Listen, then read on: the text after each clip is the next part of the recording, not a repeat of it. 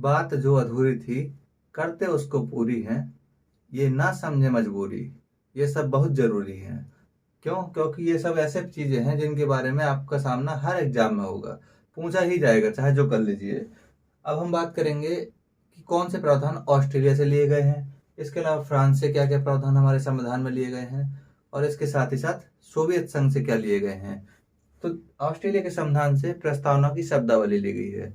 आप कंफ्यूज होंगे कि अमेरिका के संविधान से प्रस्तावना ली गई है, तो इस शब्दावली का मतलब क्या है। देखिए, प्रस्तावना अमेरिका के संविधान में शामिल की गई थी, तो भारत के संविधान का जब निर्माण हुआ तो उनको लगा कि हमको प्रस्तावना को भी शामिल करना चाहिए। ये प्रेरणा कहाँ से मिली? अमेरिका के संविधान से।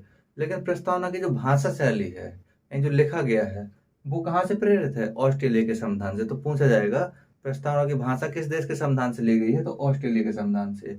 अब देखिए, हम लोग क्या है, एक संघीय शासन व्यवस्था वाले देश, यानी हमारे यहाँ कई सारे राज्य हैं। कितने राज्य हैं जी जरूर बताइए कमेंट में, कितने राज्य और कितने संघ शासित क्षेत्र हैं। आप सोच कर देखिए कि मान लीजिए आप उत्तर प्रदेश के हैं और आप उत्तर प्रदेश में आपने कोई उद्योग लगाया। अब आपको मध्य प्रदेश जाना है, तमिलनाडु तक जाना है सामान बेचने, लेकिन अगर आपको जाने को ना मिले, अलग अलग राज्य अलग अलग तरह के नियम बना दें तो प्रॉब्लम होगी और कोई भी व्यक्ति व्यापार वाणिज्य करने से बचेगा। इसी के लिए हमारे संविधान में राज्यों के बीच व्यापार की स्वतंत्रता की बात की गई है कि सभी राज्यों, कोई भी व्यक्ति कहीं भी बैठकर व्यापार करेगा और पूरे देश में कहीं भी व्यापार कर सकता है, व्यापार व्यवसाय कर सकता है। ये जो स्वतंत्रता दी गई है, ये कहाँ से ली गई है? ऑस्ट्रेलिया के संविधान से। इसके अलावा समवर्ती सूची, हमने बताया था कि हमारे संविधान द्वारा केंद्र और राज्यों के बीच शक्तियों को बांटा गया है और तीन तरह की सूचियां मिलती हैं। एक को बोलते हैं केंद्र सूची, ये मान लीजिए संघ सूची है। ये हो गया राज्य सूची, स्टेट, सेंटर। तो इनके बीच में ये है, इसको कहते हैं समवर्ती सूची। समवर्ती सूची का मतलब होता है ऐसी सूची जिसमें केंद्र और राज्य दोनों कानून बना सके। मान लीजिए कि कोई चीज लिख दी, इसमें लिख दी, मान लीजिए जल लिख दिया, एक विषय जल समवर्ती सूची में, तो जल से संबंधित कानून केंद्र भी बना सकते हैं और राज्य भी बना सकते हैं। तो ये क्या प्रावधान कहलाता है? ये समवर्ती सूची, ये ली गई है ऑस्ट्रेलिया के संविधान से। इसके अलावा संयुक्त बैठक का प्रावधान बहुत जरूरी प्रावधान है। अब मान लीजिए लोकसभा में कोई बिल आया, लोकसभा ने पारित कर दिया, राज्यसभा गया, राज्यसभा में पारित नहीं हुआ, लेकिन ये बिल बहुत जरूरी है, तब प्रधानमंत्री जी कहेंगे मंत्रिपरिषद के साथ मिलकर, राष्ट्रपति जी आप एक काम कीजिए, आप संयुक्त बैठक बुलाइए, क्योंकि हमारा जो ये बिल है ये देश के लिए बहुत जरूरी है लेकिन पारित नहीं हो पा रहा। तो राष्ट्रपति कहेंगे ठीक है हम बुलाएंगे। इन्हें शक्ति मिली है आर्टिकल 108 से। आर्टिकल 108 कहते हैं कि राष्ट्रपति के पास ये शक्ति है कि वह संसद की संयुक्त बैठक बुला पाए। संयुक्त बैठक का मतलब है लोकसभा और राज्यसभा को एक साथ एक ही जगह बिठा पाए। ऐसा करने से होता यह है कि लोकसभा में जो भी सरकार होती है उसका बहुमत होता है और इनके सदस्यों की संख्या भी ज्यादा होती है, और राज्यसभा से थोड़ा बहुत सदस्य भी अगर मिल गए ना सरकार के साथ, तो वो प्रस्ताव पारित हो जाता है, यानी वो बिल पारित हो जाता है। यही प्रावधान कहाँ से लिया है? ऑस्ट्रेलिया के संविधान से। बहुत अच्छा प्रावधान है। तो पूछेगा संयुक्त बैठक का प्रावधान किस देश के संविधान से लिया गया है, तो ऑस्ट्रेलिया के संविधान से। इसका पूछेगा फ्रांस के संविधान से। देखिए, फ्रांस को भी नहीं छोड़ा, हमने छोड़ा ही नहीं है किसी को, हमने तो हर देश को पढ़ा, उसके बाद जो मिला उसको शामिल किया। अच्छा, तो फ्रांस के संविधान से लिए गणतंत्रात्मक व्यवस्था। जैसा कि हमने बताया था कि ब्रिटेन में संसदीय शासन व्यवस्था है, लेकिन उसमें हेड कौन होता है? राष्ट्रपति। राष्ट्रपति होता है या राजा? राजा। और राजा का पद होता है वंशानुगत, यानी एक के बाद बाप, फिर बेटा, फिर उसका बेटा, ऐसे बनेंगे। लेकिन हमारे यहाँ हम चूंकि एक मजबूत लोकतंत्र रहे हैं, तो हमारे यहाँ राष्ट्रपति का पद हम लोगों ने निर्धारित किया। और राष्ट्रपति का पद है देश का सर्वोच्च पद, यानी देश का टॉप पद कौन है? राष्ट्रपति का। राष्ट्रपति भी कौन होगा? जिसको लोग चुनेंगे, हालांकि डायरेक्टली नहीं चुनते हैं। राष्ट्रपति के निर्वाचन की प्रक्रिया के बारे में अलग से बात करेंगे जब राष्ट्रपति के बारे में बात करेंगे।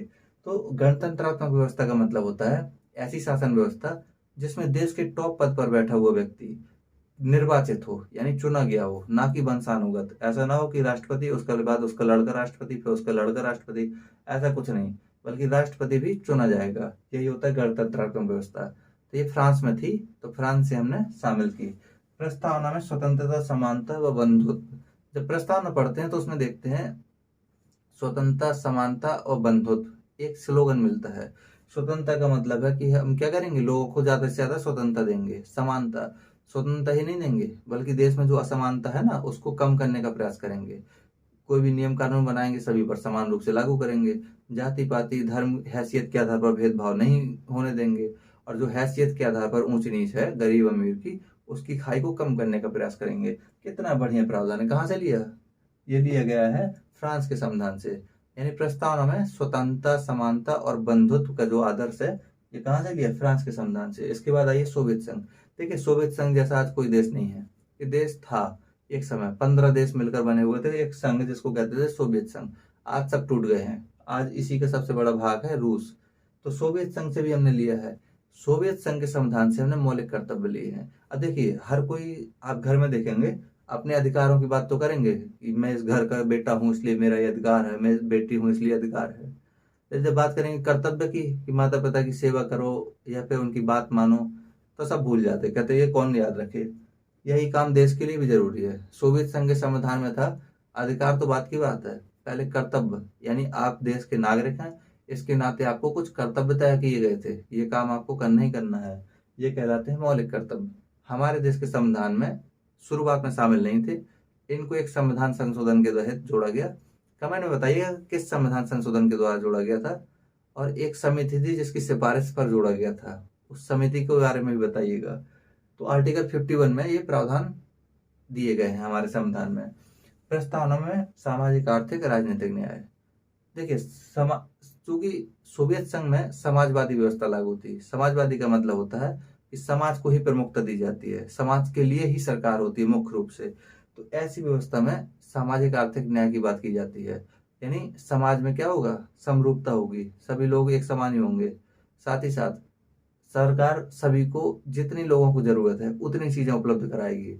आप जितने मेहनती बने रहें, आप चाहे 15 घंटे काम कीजिए चाहे 20 घंटा, आपको सरकार उतना देगी जितना आपके लिए जरूरी है। ये व्यवस्था कहलाती है समाजवादी व्यवस्था। तो सामाजिक, आर्थिक और राजनीतिक न्याय की बात की गई है सोवियत संघ के संविधान में। हमने उसको भी शामिल किया अपने संविधान में। इतने को नोट कीजिए। इसके बाद अभी और भी देश बाकी है। आइए जानते हैं जो ये 4 देश आप देख रहे हैं इनसे कौन कौन से प्रावधान हमारे संविधान में शामिल किए गए हैं। ये 4 देश हैं दक्षिण अफ्रीका, जर्मनी, इसके अलावा आयरलैंड और जापान। तो सबसे पहले हम जानते हैं दक्षिण अफ्रीका। यानी दक्षिण अफ्रीका के संविधान से हमने क्या अपने संविधान में शामिल किया। तो पहला संविधान में संशोधन की प्रक्रिया। देखिए संविधान हो या कोई भी चीज हो, ऐसा नहीं है कि उसमें कोई भी चेंजेस की जरूरत नहीं पड़ती है। जैसे जैसे समय बदलता है, बदलाव होते हैं, तो उन बदलाव को भी हमको संविधान में शामिल करना पड़ता है। नहीं करोगे, कहते हैं नहीं करोगे तो टूट जाओगे या फूट जाओगे। यानी कि आपको समय के साथ बदलाव हर चीज में जरूरी होते हैं। जैसे इंसान भी बदल गया है, देख रहे हैं ना कितना अपडेट है आजकल। मोबाइल जैसी तकनीक, एडवांस तकनीक का यूज कर रहा है। एक समय कुछ नहीं, जंगलों में रहा करता था। तो ये क्या है? अपडेटेशन। और मोबाइल भी है तो वो भी अपडेट होते रहते हैं, नए नए वर्जन आते रहते हैं। तो इसी तरह संविधान में भी संशोधन की आवश्यकता पड़ती है। संविधान में कुछ नई चीजें जोड़नी होती हैं या कुछ पुरानी चीजें हटानी होती हैं। हटाने और जोड़ने की प्रक्रिया को कहते हैं संशोधन। तो इस संशोधन की प्रक्रिया कहाँ से ली है? दक्षिण अफ्रीका के संविधान से। यानी इसका मतलब है कि संविधान में कोई चीज कैसे जोड़ें और कैसे हटाएं, ये चीज हमने सीखी है दक्षिण अफ्रीका से। तो यही है संविधान में संशोधन की प्रक्रिया। इसके अलावा राज्यसभा में सदस्यों का निर्वाचन। देखिए राज्यसभा हमारे देश का क्या है? संसद का उच्च सदन है और इसमें भी सदस्यों का चुनाव होता है। चुनाव कैसे हो, यानी जो सदस्य राज्यसभा भेजे जाते हैं वो कैसे भेजे जाएं, ये हमने कहाँ से सीखा? दक्षिण अफ्रीका से। तो राज्यसभा के सदस्यों का निर्वाचन दक्षिण अफ्रीका के संविधान से लिया गया है। और इसके अलावा आपातकालीन प्रावधान। अब यहाँ से कंफ्यूज होंगे क्योंकि आपातकालीन प्रावधान दक्षिण अफ्रीका से बहुत अजीब बात है। तो समझिए, आपातकालीन प्रावधान का मतलब होता है कुछ ऐसी शक्तियां या कुछ ऐसे प्रावधान जिनका ऐसी स्थिति में उपयोग किया जा सके जब देश में उथल पुथल हो या देश में स्थिति बहुत ज्यादा गंभीर हो। तो ये हमने सीखा तो दक्षिण अफ्रीका से। दक्षिण अफ्रीका से हमने सीखा, दक्षिण अफ्रीका के संविधान में ऐसे कुछ प्रावधान थे जो बहुत ही अराजक स्थिति हो या ऐसी स्थिति हो कि अब सरकार को कुछ नए स्टेप या बड़े स्टेप उठाने पड़े। तो ये प्रावधान हमने सीखा तो दक्षिण अफ्रीका के संविधान से है। उसके बाद जानिए जर्मनी के संविधान से। जर्मनी से हमने सीखा कि आपातकाल के समय मूल अधिकारों को भी हम क्या करेंगे? स्थगित कर देंगे या निलंबित कर देंगे। मूल अधिकार इतने महत्वपूर्ण अधिकार हैं जो आर्टिकल 12 से 35 में दिए हुए हैं, लेकिन जब आपातकाल लगाया जाता है आर्टिकल 352 के तहत, उस समय मूल अधिकारों को भी क्या किया जाता है, स्थगित कर दिया जाता है। हालांकि कुछ अधिकार ऐसे हैं जिनको स्थगित नहीं किया जा सकता है कभी भी, लेकिन ये सभी जोड़े गए थे संविधान में संशोधन करने के बाद, ये प्रावधान जोड़े थे। जब हम आपातकाल पढ़ेंगे तो विस्तार से जानेंगे, लेकिन ये समझ लीजिएगा कि आपातकाल के समय मूल अधिकारों का स्थगन ये हमने सीखा है जर्मनी के संविधान से। और संघ की आपातकालीन शक्तियां, यानी संघ सरकार ऐसी आपातकालीन शक्तियों का प्रयोग करे, ये हमने सीखा जर्मनी के संविधान से। अब बात करते हैं आयरलैंड के संविधान से। देखिए आयरलैंड एक देश है, ये कहाँ है, ब्रिटेन के बगल में है। ब्रिटेन के बगल का मतलब ब्रिटेन के पश्चिम में। तो आयरलैंड के हमने संविधान से लिया डीपीएसपी। डीपीएसपी का मतलब क्या होता है? डीपीएसपी का मतलब होता है जिस तरह लोगों के कुछ कर्तव्य होते हैं, उसी तरह राज्य के भी कुछ कर्तव्य होते हैं लोगों के प्रति। डीपीएसपी का मतलब है directive principle of the state policy, यानी राज्य की नीति को निर्देशित करने वाले तत्व। कहा जाता है कि राज्य कोई भी जब नीति बनाए लोगों के लिए, तो जो ये इसमें जो बातें दी गई हैं उनको ध्यान में रखे। ये प्रावधान दरअसल संविधान के भाग 4 में दिए हुए हैं, जिनको कहते हैं डीपीएसपी। तो डीपीएसपी के प्रावधान हमने कहाँ से सीखे हैं? आयरलैंड के संविधान से। उसके बाद राष्ट्रपति की निर्वाचन पद्धति। ये तो बताया था कि राष्ट्रपति हमारे देश में हमने क्या व्यवस्था चुनी? गणतंत्रात्मक। गणतंत्रात्मक का मतलब है कि देश के सर्वोच्च पद पर भी कोई व्यक्ति बैठेगा, वो निर्वाचित होगा। लेकिन सवाल था कि निर्वाचन कैसे होगा राष्ट्रपति का, बड़ा डिफिकल्ट था। इसका जवाब मिला आयरलैंड में। आयरलैंड का संविधान हमें बताता है कि राष्ट्रपति को चुना कैसे जाए। तो हमारे संविधान में राष्ट्रपति महोदय को जो चुनने की प्रक्रिया है वो इन भाई साहब के यहाँ से ली गई है। कहाँ से? आयरलैंड के संविधान से। राज्यसभा के सदस्यों का नामांकन। राज्यसभा में देखे होंगे, अब देखिए उलझ गए ना, यहाँ पर दिया राज्यसभा के सदस्यों का निर्वाचन। इनमें समझिए, यहाँ हमने कहा राज्यसभा के जो सदस्य हैं वो चुने जाते हैं। कैसे चुने जाते हैं? ये हमने लिए दक्षिण अफ्रीका से। ये है निर्वाचन यानी इलेक्शन, और यहाँ देखिए नामांकन यानी इनरोलमेंट। तो राज्यसभा में कहा जाता है कि राष्ट्रपति को शक्तियां दी गई हैं, और कहा गया राष्ट्रपति कितने 12 सदस्यों को, कला, साहित्य, शिक्षा, समाज सेवा। किससे? कला, साहित्य, शिक्षा, समाज सेवा। देखे होंगे कई सारे एक्टर एक्ट्रेस बैठ जाते हैं पार्लियामेंट में, वो ना चुनाव लड़ते हैं ना कुछ करते हैं। या फिर कई सारे खिलाड़ी बैठ जाते हैं, जैसे सचिन तेंदुलकर राज्यसभा के सदस्य रहे हैं। तो ये सब शक्ति कहाँ से आती है? ये दरअसल राष्ट्रपति के पास शक्ति है। राष्ट्रपति को कहा गया है इतना बड़ा सदन है, इसमें कुछ अच्छे लोगों को लाओ, अलग अलग क्षेत्र के जो विशेषज्ञ हैं, ताकि सदन में जब भी कोई मसला आए, अगर फिल्म जगत से आए तो कोई फिल्म अभिनेता रहे बड़ा, या फिर अगर स्पोर्ट्स से आए तो कोई स्पोर्ट का व्यक्ति रहे, इसलिए ताकि इन सभी विषयों पर भी गहराई से चर्चा हो सके। तो ये प्रावधान कहाँ से लिया है? आयरलैंड के संविधान से। आयरलैंड के संविधान में दिया हुआ है कि वहां की पार्लियामेंट में कुछ सदस्य अलग अलग क्षेत्रों से जो विशेषज्ञ हैं उनको कहाँ लिया जाएगा? बड़े सदन में, उच्च सदन में। तो ये हमने सीखा आयरलैंड के संविधान से। और जापान के संविधान से, देखिए जापान को भी नहीं छोड़ा।